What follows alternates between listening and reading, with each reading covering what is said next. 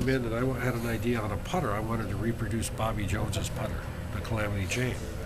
And I have a wonderful collection of old hickory patent golf clubs. I have about 250 clubs that, changed the face of golf over the course of, the mid 1800s to 1930. That hickory area. Hickory, 1930 it stopped, and steel shafts came in. And that was mine. But I learned so much by that. So I wanted to replicate Mr. Jones's putter. And Spalding had it and did a wonderful job after he retired, and then let it go.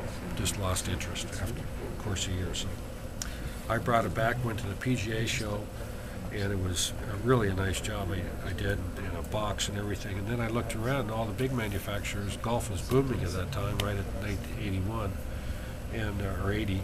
And I saw a little niche at the top with some good persimmon woods and thought I could do it.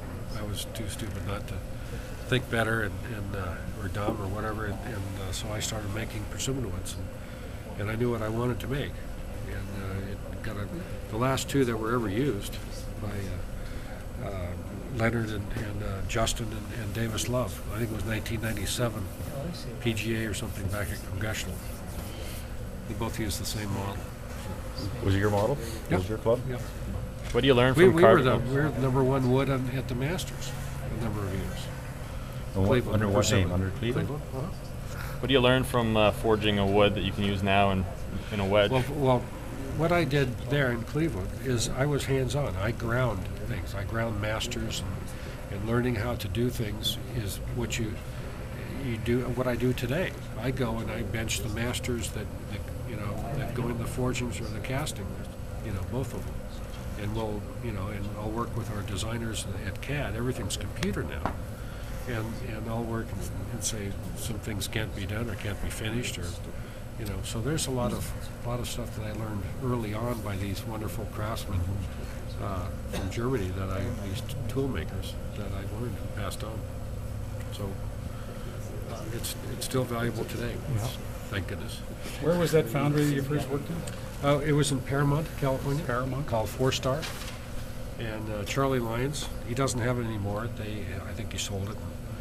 And but he was a great help. And he had a wood factory, and so I got in with their wood maker and started designing. And actually, woods were going down after a couple of years, and I took him in, and we stayed with it, and woods came up again. And so we had a good time. Do you start with pencil and paper, or do you go right to the computer these days when you start a design? I'll do a model first. Okay. And then we'll go to the CAD.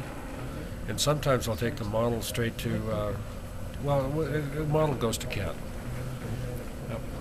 Was that a And clay we model? can digitize the model, and you can reverse engineer it and dump it back into CAD, and there's all kinds of things that are amazing that you can do. And then we explore mass properties. What we do is we go in our computer. Once you get the model, we'll go and we'll simulate hitting shots at the driving range. We'll hit center shots, heel shots, and we'll look at the patterns of the ball and spin rates and so forth. We do this with woods too. This is on the computer? Yes. And we if we see something wrong, we'll do some adjustments and so forth. And I make those adjustments before we actually get into CAD.